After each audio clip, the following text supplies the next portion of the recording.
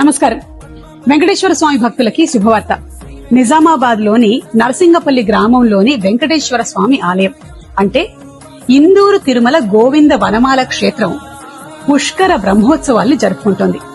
మార్చి 8వ తారీఖు నుంచి మార్చి 16వ తారీఖు వరకు. దిల్ రాజు గారు మరియు శిరీష్ రెడ్డి గారి అన్నగారైనటువంటి నరసింహారెడ్డి గారు ఈ ఆలయాన్ని తిరుమల వాస్తు ప్రకారంగానే నిర్మించారు. అంటే తిరుమల దేవాలయం ఎలా అయితే ఉంటుందో దాదాపుగా అదే విధంగానే ఈ ఆలయాన్ని నిర్మించారు.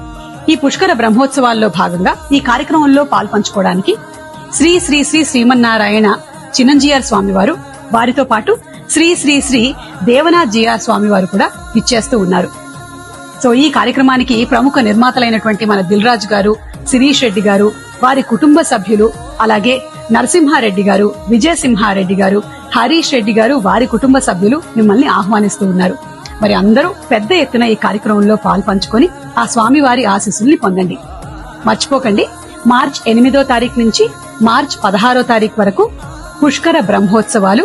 నమస్కారం.